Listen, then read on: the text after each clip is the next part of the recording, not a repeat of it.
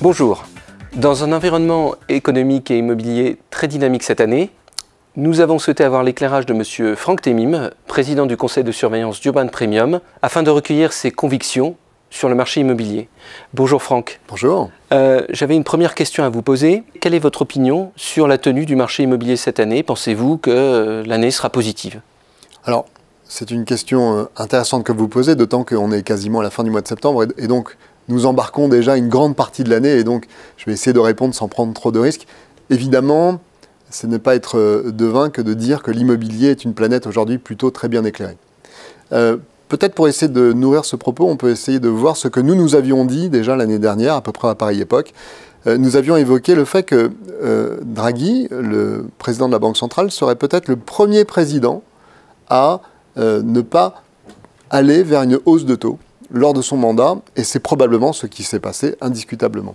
C'est frappant de voir que nous sommes passés assez vite dans une séquence où nous vivions avec la perspective de remontée des taux, et maintenant nous sommes clairement dans une situation un peu inédite où la visibilité de la structure des taux nous conduit à dire que sur les 2 ou 3 prochaines années, on aura une structure de taux historiquement extrêmement basse. Et évidemment, pour aller au point de la question que vous posiez, l'immobilier adorant des structures de taux très basses, on est dans une logique où la planète immobilière va continuer d'être assez bien éclairée. D'accord, mais ne pensez-vous pas toutefois que nous soyons dans une bulle immobilière? Pour essayer de répondre à la question, il faut essayer de se poser la question de la manière suivante. Ce qui constitue une bulle, c'est souvent la composition de 3 grands facteurs.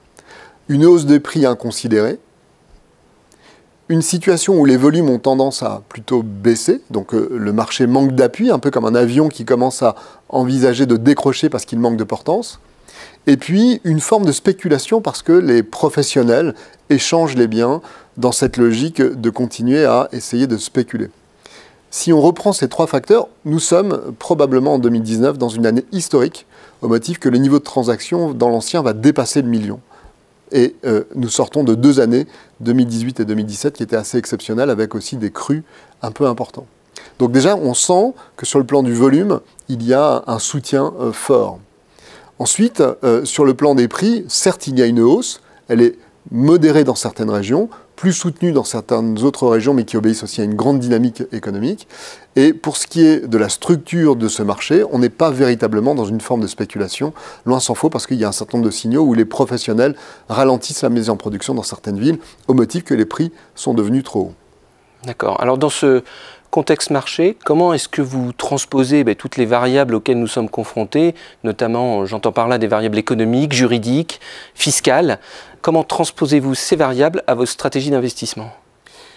Nous avons une identité au sein d'Urban Premium. Nous sommes résolument tournés vers les centres-villes.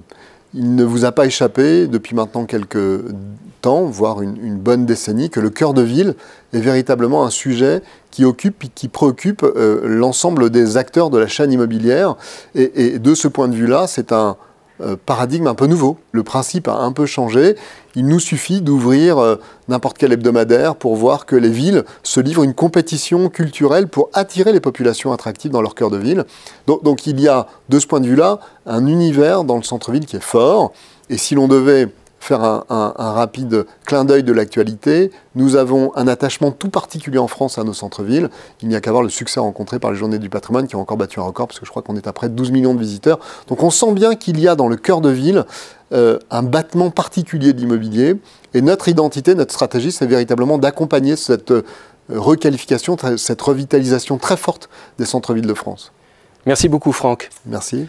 En conclusion, ce qu'il faut retenir concernant le marché immobilier résidentiel ancien, c'est un marché extrêmement dynamique, un environnement de taux bas et une classe d'actifs immobilières toujours à privilégier dans sa stratégie patrimoniale. À très bientôt, je vous remercie.